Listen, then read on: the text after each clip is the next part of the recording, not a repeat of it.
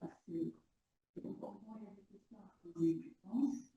Donc, vivre sans sacrifier sa santé, pardon, il faut donc dire aux patients qui sont dans la tête de. Donc, sans tarder, on va essayer de débattre tout à l'heure, mais on va passer à la communication suivante, prise en charge du travail de pendant le mois de Ramadan. Donc, on va passer du dialogue à l'hypertension artérielle avec le professeur. On me donne la parole. Merci, Madame la Présidente. Honorable assistante, je vous remercie et je remercie aussi donc, la direction de l'INSP de m'avoir donné l'occasion de parler de l'hypertension artérielle, particulièrement chez les travailleurs durant le mois de Ramadan. Donc, le Ramadan, mois sacré de l'islam, est une pratique spirituelle qui implique des changements alimentaires, d'hydratation et de sommeil. Le Ramadan représente un défi spécifique pour les personnes atteintes notamment d'hypertension artérielle. En effet, donc l'hydratation limitée pendant les heures de jeûne peut affecter la pression artérielle. Il y a les changements des habitudes alimentaires qui sont souvent riches en graisse et en sel, peuvent également impacter le contrôle de l'hypertension artérielle. La charge du travail également donc, devient plus élevée durant donc, le mois de Ramadan, ce qui a été donc, déjà détaillé par mes collègues ce matin, d'où l'intérêt d'une approche spécifique pour les personnes atteintes d'hypertension artérielle qui est donc indispensable. La gestion des médicaments antihypertenseurs nécessite une attention particulière, bien sûr, avec une consultation avant le mois de Ramadan. Donc, une adaptation des horaires de prise de médicaments en concertation, bien sûr, avec le médecin traitant, afin de maintenir une efficacité optimale tout en respectant les exigences du jeûne et, bien sûr, la sécurité et la santé du patient. Alors, avant de parler de l'impact de l'hypertension artérielle, le Ramadan sur l'hypertension artérielle, donc on va essayer de revoir la physiologie des changements neuroendocriniens qui sont observés pendant donc, le jeûne. Il faut savoir que des changements neuroendocriniens donc, sont également constatés durant le mois de Ramadan, notamment donc, durant la première semaine du Ramadan, on constate une charge d'adrénaline qui est donc plus importante et l'adrénaline également une hypercortisolémie. Tout ça on pense bien sûr aux jeunes et le corps qui essaye de s'adapter. Et par la suite, durant donc, la deuxième phase, à partir de la deuxième semaine du mois de Ramadan, le corps donc, commence à s'adapter à ce nouveau rythme de jeûne et on constate une donc, baisse de l'adrénaline. Bien sûr, ces changements endocriniens ont un impact important sur donc, la pression artérielle et l'équilibre tensionnel. Deuxième élément important qui peut impacter l'équilibre tensionnel durant le mois de Ramadan, c'est le cycle, c'est les horaires du sommeil. En effet, donc, le rythme chronobiologique, bien sûr, perturbé pendant le mois de Ramadan, la durée du sommeil qui est généralement diminuée. Donc, l'heure de l'endormissement est retardée et l'heure du réveil est également donc, parfois retardée et par obligation du travail, on est obligé de se lever tôt. Cette perturbation de la chronologie du sommeil, bien sûr, elle est très fréquente et va se retentir sur le quotidien du patient avec notamment des symptômes qui sont fréquents du sommeil, à type de céphalée, en particulier chez les fumeurs, une irritabilité et fatigue qui va donc impacter l'équilibre tensionnel et qui va aussi retentir sur donc, le travail. La vigilance diminue, donc principalement donc, entre 9h et 16h, et c'est les horaires habituels du travail. En effet, donc, il y a donc, une méta-analyse qui a étudié l'impact de la baisse donc, des horaires des heures du sommeil sur donc, la pression artérielle, et donc la majorité de ces études ont confirmé que donc, la baisse des heures de travail va entraîner une augmentation de la pression artérielle qui se voit donc perturbée. Il y a un autre élément donc, important et je ne vais pas trop m'étaler puisque donc, ça va être l'objet de la communication du docteur Fernich. Donc, c'est le tabac. Le tabac, donc, c'est bien sûr le Ramadan que l'occasion idéale pour arrêter de fumer. Mais donc, il faut savoir aussi que donc, les tabagiques, donc la consommation de la nicotine perturbe également le système cardiovasculaire parce qu'il va entraîner une augmentation de la fréquence cardiaque, une tachycardie, une vasoconstriction. Et par conséquent, on voit que la pression artérielle est plus élevée. Il y a même des personnes qui découvrent leur premier hypertendu donc, durant le mois de Ramadan. Et donc, qui est aggravé par la nicotine. Aussi, donc, il faut savoir que la nicotine, donc l'effet des différents thérapeutiques antihypertenseurs, la plupart donc, des médicaments antihypertenseurs, notamment les IEC, donc les bêta-bloquants, sont donc voilà, la réponse au traitement est diminuée par donc, le tabac. On arrive maintenant à la prise en charge des personnes hypertendues durant le mois de Ramadan, comme on l'a vu avec le diabétique, c'est pareil, même donc pour toutes les maladies chroniques. En fait, donc une consultation après Ramadan est très importante. Quel est le but de cette consultation? Bien sûr, c'est la stratification du risque de jeûne et l'éducation thérapeutique du patient. On commence toujours par un interrogatoire chez notre patient sur l'expérience de jeûner des années précédentes. Est-ce que ça s'est bien déroulé ou bien il y a eu des incidents? Rechercher la survenue d'un événement aigu durant les 3 derniers mois, notamment donc un pic hypertensif sévère.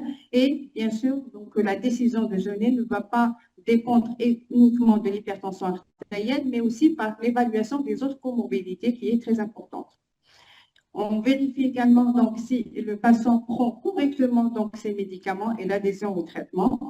Donc, et rechercher éventuellement une symptomatologie clinique qui indique que le patient est tout le temps déséquilibré, notamment des céphalées, des vertiges qui sont bourdonnements d'oreilles, qui sont fréquents. Donc, est-ce qu'il a l'habitude de prendre sa tension artérielle? Est-ce que vraiment il est équilibré ou pas?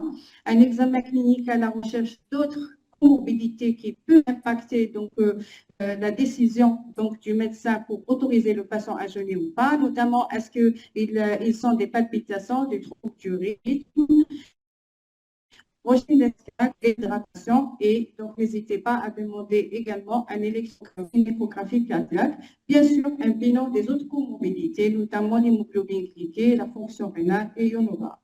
Alors tout ça donc c'est important donc par rapport à cette évaluation et donc par l'interrogatoire, l'examen clinique et les examens complémentaires vont nous permettre de stratifier donc, le risque de jeûne chez nos patients hypertendus.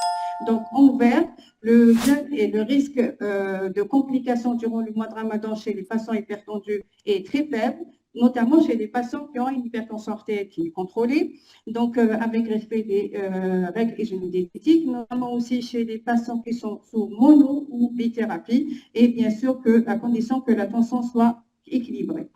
Le risque de jeûne est donc est modéré, où il faut prendre une surveillance beaucoup plus stricte et rapprochée chez les patients qui ont notamment une hypertension artérielle non contrôlée, donc une HTA sous-diurétique, parce qu'il y a un risque de déshydratation. Les patients qui sont sous trithérapie, donc il faut adapter donc, la thérapeutique. Et bien sûr, le malade ne doit pas jeûner s'il a une hypertension artérielle qui est très déséquilibrée, puisqu'il risque bien sûr de faire un AVC ou un arrêt cardiaque. Alors, donc la réponse au patient, donc pour répondre au patient, est-ce qu'il peut jeûner ou pas, on a dit il faut stratifier d'abord le risque par rapport à l'hypertension artérielle, mais une évaluation globale du risque cardiovasculaire donc, est très importante avant de prendre la décision est-ce que le patient peut jeûner ou pas. Un patient qui vient d'être opéré du cœur dans les 3 mois, où il a fait donc, un AVC ou un IDM dans les 3 mois, donc auparavant, même si sa tension est équilibrée, il n'a pas le droit de jeûner. Un patient qui a donc une insuffisance rénale sévère, une clairance inférieure 30, normalement, il n'a pas le droit de jeûner parce qu'il risque d'aggraver sa DFG et passer à la dialyse. Donc, on prend en considération une stratification du risque cardiovasculaire en parallèle avec la stratification de l'hypertension artérielle. Donc, finalement, qui peut jeûner en cas d'hypertension artérielle? Bien sûr, il faut que le patient soit bien contrôlé avec une sucre tensionnelle donc correcte par rapport à l'âge et également donc, par rapport aux comorbidités associées. Alors, une étude marocaine qui a donc essayé d'étudier le problème chez les patients donc, diabétiques durant le mois de Ramadan, c'est aussi l'observance thérapeutique. Il y en a beaucoup de patients qui décident d'eux-mêmes de sauter telle prise de médicaments et on a un problème donc l'observance de traitement. C'est donc une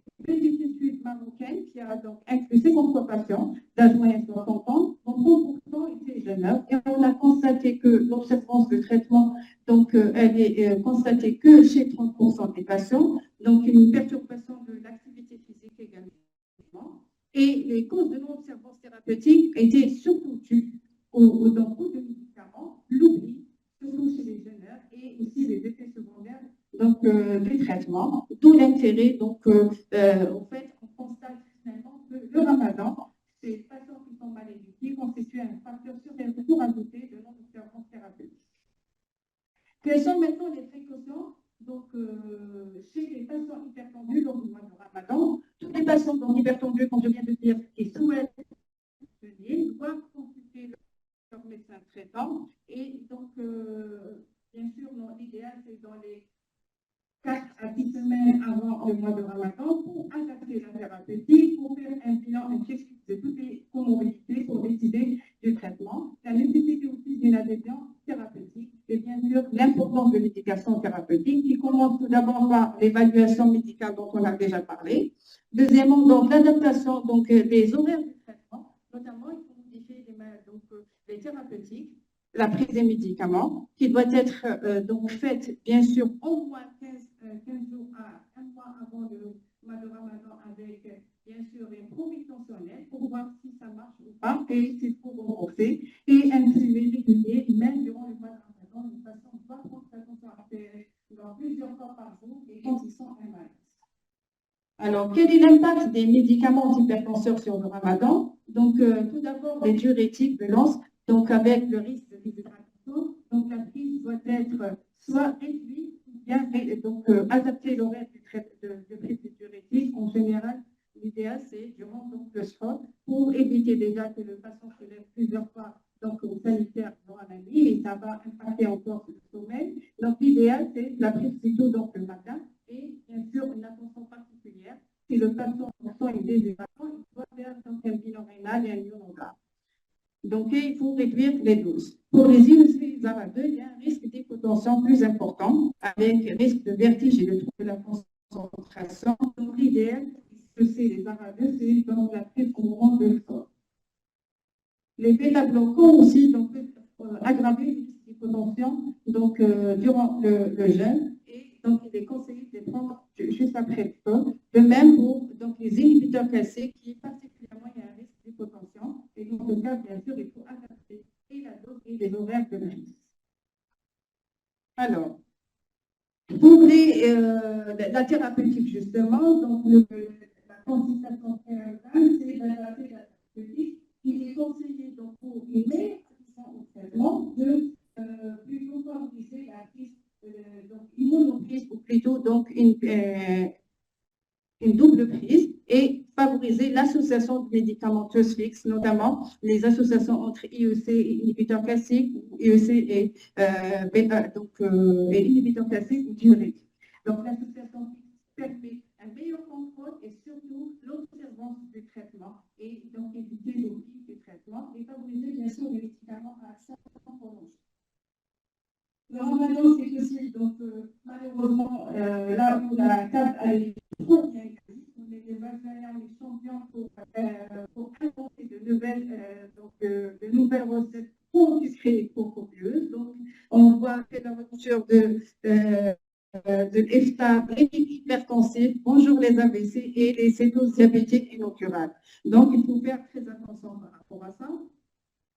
L'éducation du patient doit être axée sur l'importance d'abord de l'hydratation. Il faut boire suffisamment d'eau entre la rupture du jeûne et le sport, tout en évitant bien sûr les boissons trop sucrées et les boissons gazeuses. Donc une alimentation équilibrée axée sur les fruits et les légumes, éviter les repas trop gras. Une activité physique est conseillée bien sûr soit une heure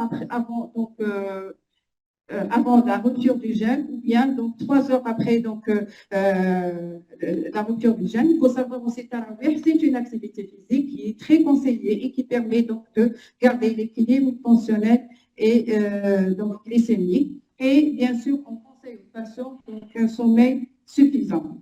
Donc, les règles, la mesure de la tension artérielle, insister sur le patient pour une prise de tension artérielle plusieurs fois par jour en cas de malaise. Et bien sûr partager ces résultats. Donc, quand il voit que les chiffres sont assez élevés, il ne faut pas hésiter à contacter le médecin traitant, bien consulter aussi. Maintenant, la grande question, il faut interrompre le jeûne immédiatement. Tous les patients doivent être éduqués et avertis, bien sûr, dès avant le mois de Ramadan, qu'en cas d'urgence hypertensive, ils doivent arrêter immédiatement le jeûne, notamment en cas d'urgence de suffisance d'AVC, ils doivent arrêter donc le jeûne. En présence de symptômes de l'hypothyrémie, de symptômes de perturbation de l'hypothyrémie, de réponse, de perte de plein et cardiaque. Donc, il faut prendre les hémodynamiques sur place et bien sûr consulter les urgences les proches.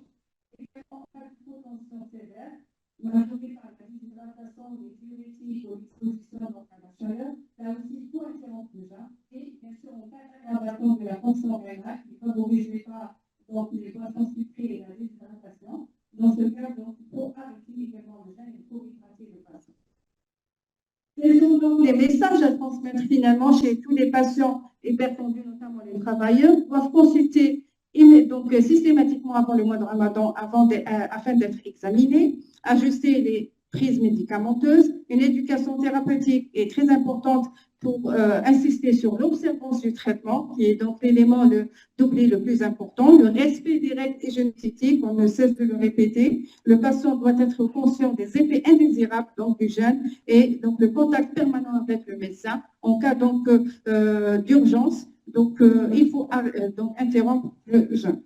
Ainsi, je termine en disant que la planification et l'organisation à l'avance chez les patients hypertendus est primordiale par une évaluation pré-Ramadan, individualiser la prise en charge. Chaque patient est particulier. Il est possible de vivre un Ramadan serein et en pleine santé, même avec une hypertension artérielle, en suivant les conseils et la collaboration avec le médecin traitant. Et la clé réside dans la surveillance et l'adaptation des traitements et l'adoption d'un mode de vie sain. Et je vous remercie.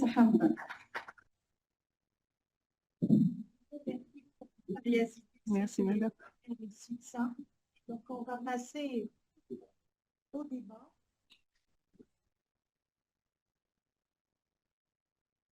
On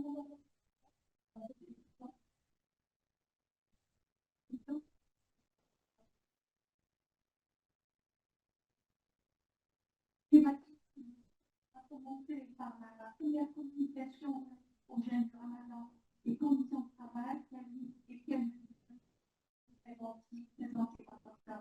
Hamida. J'invite Dr. Hamida pour répondre aux questions. Donc, par rapport aux risques et les mesures de alors, les guides d'édition. Ah oui, 15.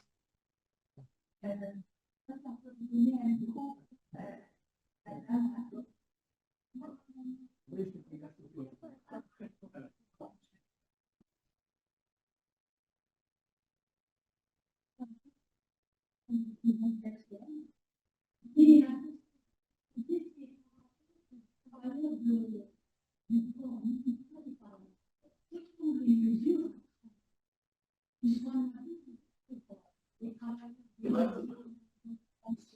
mais pour les médecins, les paramédicaux, comme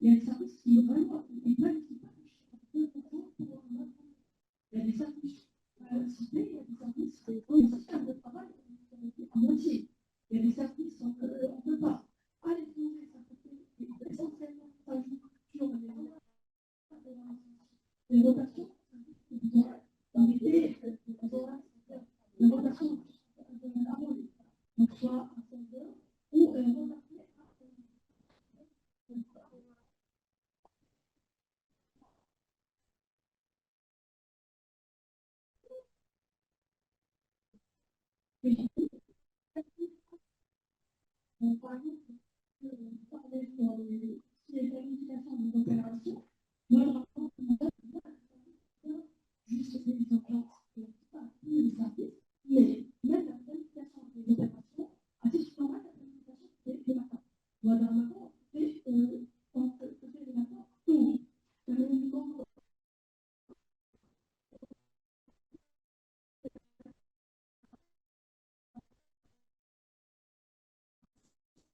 de réduits, par exemple, ça, en prise en charge des opérations, ce programme bien avant. Le nombre d'opérations, donc il est bien réduit. Là, si vous parlez des médecins du chirurgien, il y a une diminution, le nombre d'opérations. Il y a même la planification assez. Mais on ne peut pas avoir une prise en charge, on ne peut pas donner chaque service, chaque activité. Pas ça, non, c'est susceptible. D'accord. Il y a une chose sur le travail, éviter les erreurs. Les erreurs, vous savez, le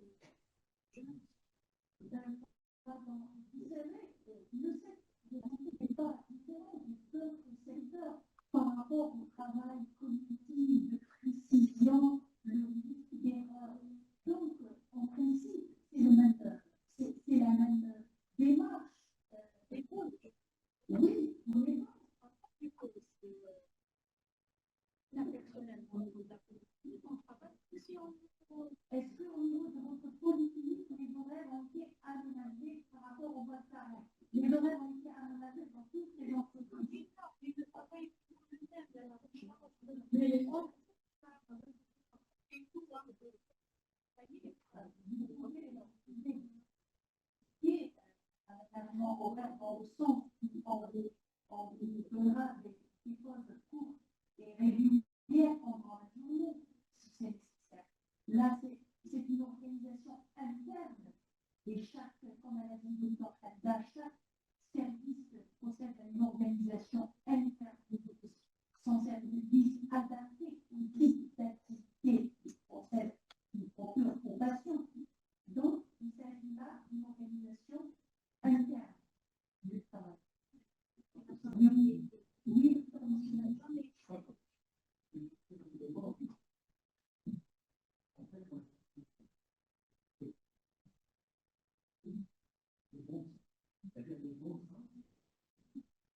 et le niveau sur lequel même tous les inputs, toutes les mesures, tout le savoir, individuellement, parce que bon, ça va plus bien. Alors, mais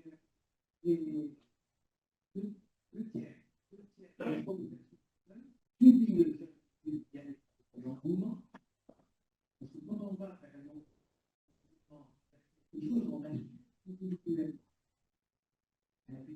De beaucoup de choses, et deux tiers qui sont dans un état d'individuologie, sur le sucre, sur le café, sur le tabac, sur le thé. Et donc, tout ça fait qu'à un moment donné, on se dit avec les équipes de l'accoutumance. Voilà, par contre, si à un moment donné, chacun individuellement assume son esprit conséquence, je pense que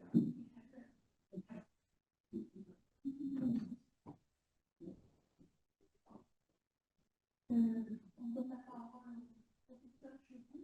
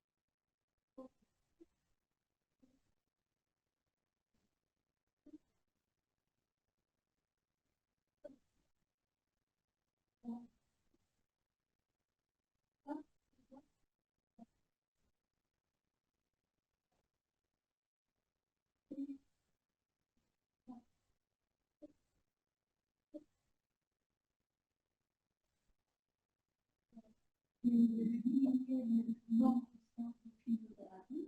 Ce qui est nécessaire dans votre secteur, s'il y a des maladies, s'il y a des travailleurs chroniques mal équilibrés, vous pouvez vous rapprocher de votre service de médecine du travail pour demander à aménager un horaire par rapport à votre activité, mais à condition que vous ayez la possibilité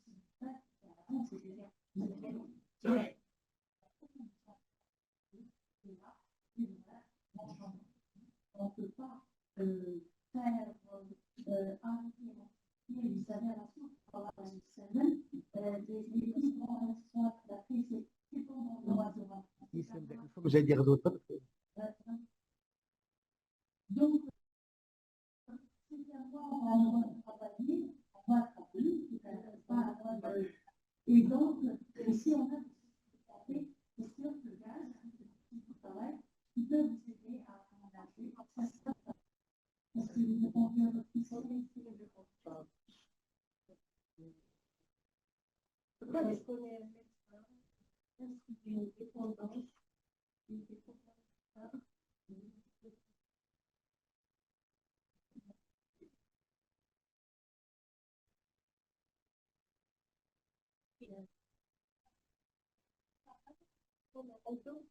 En dehors de ça, donc, nous vivons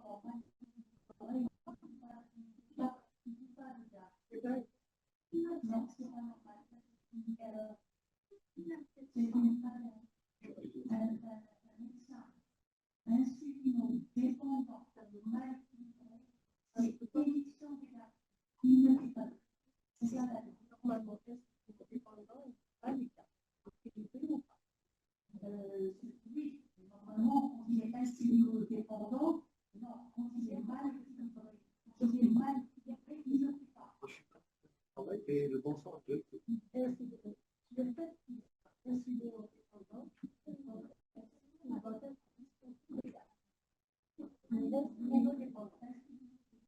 oui.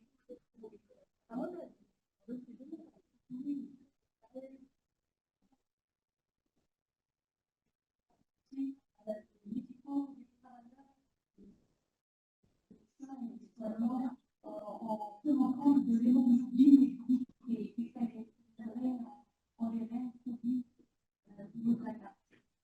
Et les petites observations par rapport à la première publication de Dr. Hamilton. On va passer à la deuxième du docteur Munich, quel risque et quel préventif jeune et ramadan des conditions de travail. Est-ce qu'il y a des questions pour les docteurs les origines pour la présentation? On nous a parlé de l'activité de en charge des travailleurs qui posent des problèmes pendant le mois de ramadan. Y a-t-il des questions?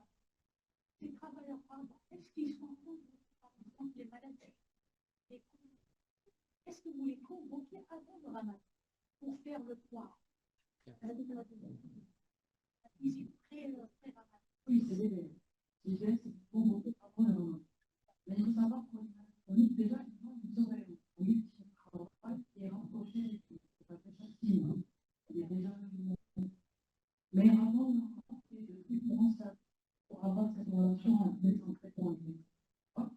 S'il y a par exemple des équilibres, va avoir l'idée qui en charge par son temps, après, il doit voir le mouvement. Et surtout pour les équipes qui ne peuvent pas. C'est surtout pour les équipes parce qu'il faut vraiment se réfléchir pas de un travailleur malade chronique, déjà par la loi,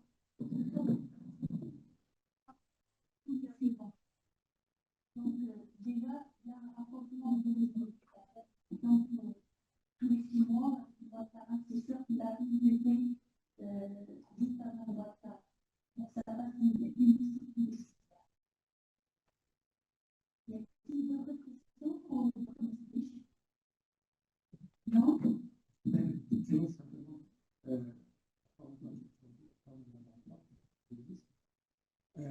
en fait, il y a une qualité qui est la vigilance. Et cette vigilance, elle s'exerce soit dans un bureau opératoire, soit un laboratoire, on manipule des touches, ou alors quand j'ai un prélèvement, les ALS sont fait. Donc en fait, c'est plus mettre en exergue cette qualité par rapport aux patients et par rapport à ces personnes qui exercent cette qualité. Donc, et qu'est-ce qui amène au manque de vigilance. C'est pour ça que tout à l'heure, vous parlez de la prise en charge personnelle du jeune. Ça veut dire qu'on se doit de dormir ce qu'il faut, ça veut dire qu'on doit manger ce qu'il faut, ça veut dire qu'on doit sortir rappeler comme il faut, ça veut dire plein de choses. Et là, des informations, vous savoir, comprendre, mais ensuite, qu'est-ce qui fait que je prends cette information et je crois qu'il y a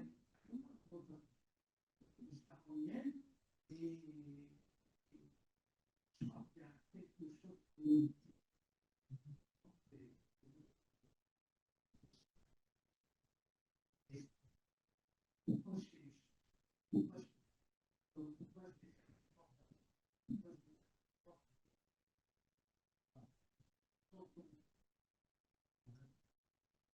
Donc, les règles sanitaires, l'éducation standard,